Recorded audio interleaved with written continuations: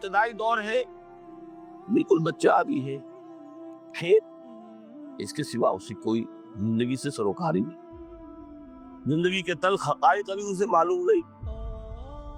لیکن تھوڑا سا آگے چلتے ہیں، ٹین ایجر سٹیج میں جب داخل ہوتا ہے آدمی، تو اب وہ نرا کھیل، معصومانہ کھیل نہیں رہتا، اس میں تلذذ، سینشول گریٹیفیکیشن کا عنصر شامل ہو جاتا ہے۔ ذرا آگے بڑھئے تو انسان پر سب سے زیادہ دھن سوار ہو جاتی ہے، بناؤ سنگھار، میرا لباس فیشن کے مطابق ہو، کہیں ایسا نہ ہو مذاق اڑے۔ اپنے لباس کے بارے میں بہت کانشیس ہوگا، اپنے ہیئر کٹ کے بارے میں بہت کانشیس ہوگا، ہر چیز کے بارے میں بہت کانشیس ہوگا۔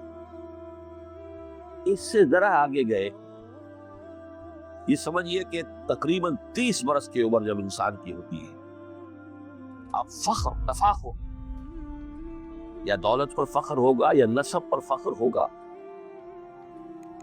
یا اپنی کسی سیاسی حیثیت پر فخر ہوگا، جس میں جان میں چونکہ توانائی ہوتی ہے، قوت ہوتی ہے۔ لیکن اس کے بعد جب عمر ڈھلی، بڑا ریئلسٹک ہو جاتا ہے انسان میں۔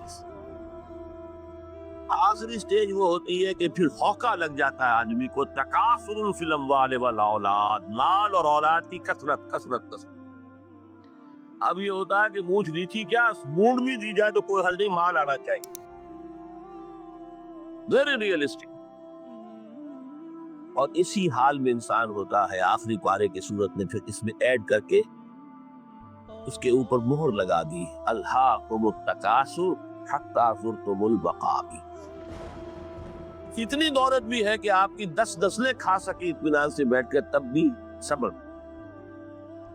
بڑے میاں کی ٹانگیں جو ہے وہ قبر میں لٹکی ہوئی ہے، لیکن تکاثر جو ہے، تکاثر مال، وہ پیچھا نہیں چھوڑا۔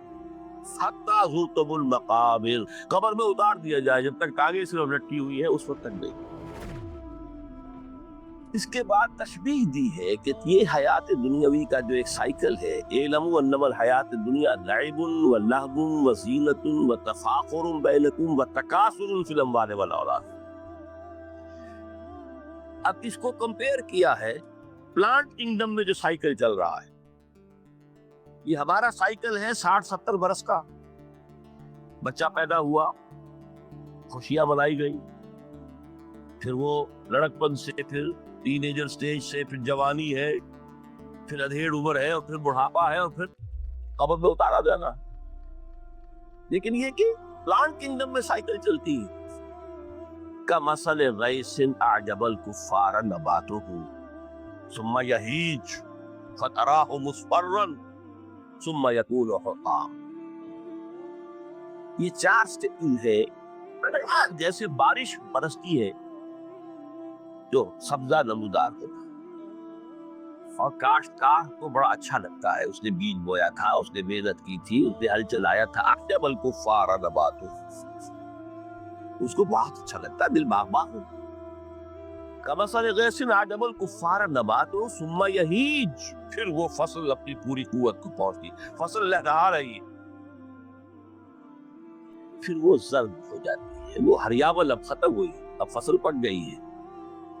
پھر وقت آتا ہے، اگر وہ خضرو گھاس ہے تو پھر وہ چورا چورا ہو کر پھر وہ مٹی میں مل جاتی ہے، اور اگر فصل ہے تو کھیتی کٹ گئی، اس کے بعد کیا رہ گیا وہاں۔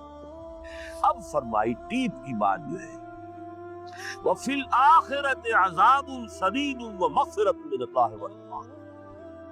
جو پیدا ہوا ہے اس پر بڑھاپا بھی آئے گا، موت بھی آئے گا۔ اب یہ ہے کہ وہ کہیں آپ نے محل میں گزار لی زندگی، کسی کٹیا میں گزار لی زندگی، کسی کی فٹ پاتھ پر گزر گئی زندگی، زندگی گزر جاتی ہے، گزرتی ہے، اور ان 5 سٹیجز میں سے ہو کر گزرتی ہے۔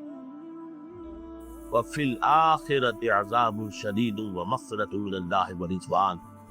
آخرت میں جا کر یہ بائیفرکیشن ہو جانی ہے، یا تو شدید عذاب اور یا اللہ کی مغفرت اور رضا۔ Now the choice is yours، فیصلہ تم خود کرو۔ وَمَا الْحَيَاةُ الدُّنْيَا إِلَّا مَتَاعُ الْغُرُورِ، یہاں بھی آخری الفاظ وہ ہے کہ دنیا کی زندگی دھوکے کے سوا کچھ نہیں۔ کیوں؟ دنیا میں رہو، طالب دنیا نہ بنو۔ طالب عقبہ، طالب آخرت دنیا میں رہو، برتو استعمال کرو، تمہارے لیے پیدا کیا گیا بھائی، برتو۔ ہاں حلال اور حرام کی پابندیاں سامنے رکھو، مطلوب یہ نہ، مقصود یہ، مطلوب آخرت، منزل وہ رہے، مستحضر رہے، سامنے رہے کہ میں تو اجنبی ہوں یہاں، یہ میرا وطن نہیں ہے۔ جیسے کسی پرندے کو کسی پنجرے میں بند کر دیا گیا ہو، اس طرح ہمیں اس دنیا میں پھر دیا گیا، اللہ کی مرضی ہم سے بھیجا ہے، جب تک وہ چاہتا ہم رہیں گے یہاں، لیکن ہمارا دل یہاں نہیں لگے گا۔